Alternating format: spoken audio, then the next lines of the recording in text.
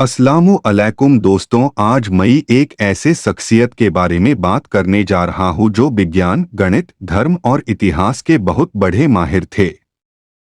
दोस्तों, आधुनिक वैज्ञानिक का मानना है कि उन्होंने जो खोज किया है गणित और विज्ञान के दुनिया में, अगर उन्होंने ये खोज न की होती तो आधुनिक साइंस सैकड़ों साल पीछे होता। आइए हम इस शख्सियत के बारे में छोटी सी जानकारी लेते हैं। इस शख्सियत का नाम अल-बिरूनी है। अल-बिरूनी कई क्षेत्रों में अपने कार्यों के लिए जाने जाते हैं। वह गणित के अलावा ग्रहों, सितारे और भाषाएं, भूगोल, संस्कृतियां और इतिहास के बारे में भी जानते थे। इसके अलावा वह एक उत्सुक यात्री भी थे, इसलिए उन्होंने भारत का दौरा किया और वह की भाषा, धर्म और लोगों पर काम किया। उनका समय इस्लाम के स्वर्ण युग के रूप में जाना जाता है। उनके समय में एक प्रसिद्ध मुस्लिम वैज्ञानिक एविसेना भी रहते थे। अल-बिरूनी की मृत्यु अफगानिस्तान के गजनी में हुई थी। आइए हम उनके जीवन काल के बारे में जानते हैं।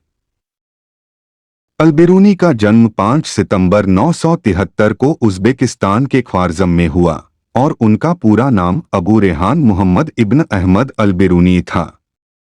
अल-बिरूनी के प्रारंभिक जीवन बहुत दुर्लभ माना जाता है।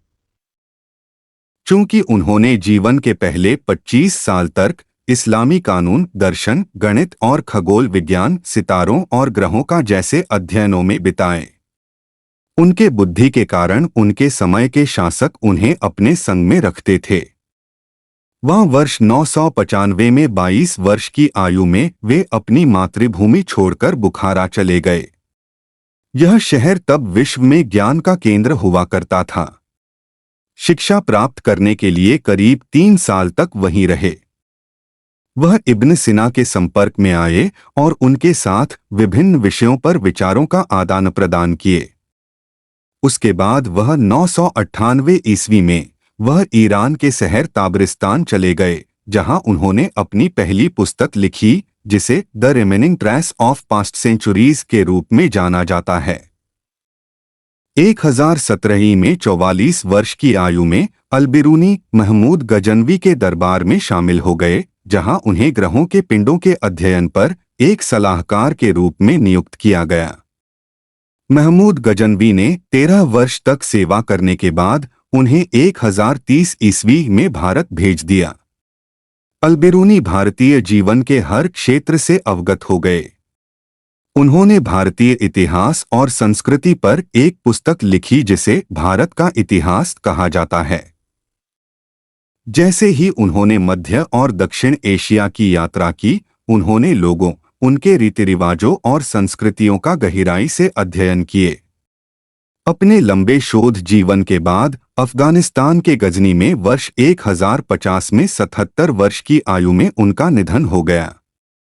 उनका निधन विज्ञान और गणित के दुनिया के लिए बहुत ही अफसोसनाक था। उन्होंने अपने जीवन में कई खोज करके दुनिया को योगदान दिए।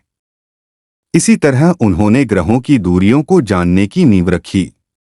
उन्होंने पृथ्वी की सतह की दूरी को मापने के तरीके की स्थापना की। उन्होंने बौद्ध धर्म, ईसाई धर्म, हिंदू धर्म और इस्लाम जैसे कई धर्मों पर अध्ययन की नींव रखी।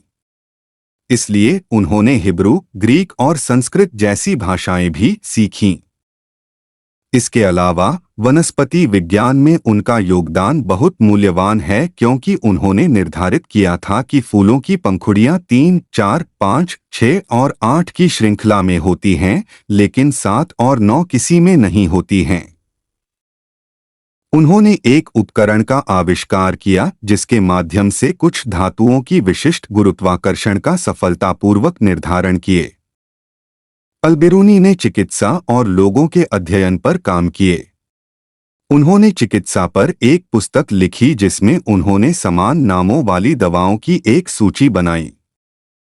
उनका जिंदगी का तथ्य यह है कि उन्होंने भारत पर अपने शोध के कारण प्रसिद्धि अर्जित की और इसकी संस्कृति और लोगों पर नोट्स लिखे। इसके अलावा उन्होंने उनके शास्त्रों को समझने के लिए संस्कृत सीखी। उनके इस तरह के योगदान के कारण उन्हें इंडोलॉजी के संस्थापक की उपाधि दी गई। अल-बिरूनी इस्लाम के स्वर्ण युग में एक प्रसिद्ध गणितज्ञ और खगोल विज्ञान, ग्रहों और सितारों का अध्ययन के विशेषज्ञ बन गए, जब उनके समय के अन्य ज्ञाता जैसे कि एविसेना उनके आसपास रहा करते थे। अपनी बुद्धि के कारण अल-बिरूनी न केवल शासकों के लिए काम किए, बल्कि उन्होंने जनजातियों के बीच विवादों को सुलझाने में मदद की और वैज्ञानिक और धार्मिक मामलों पर भी काम किए।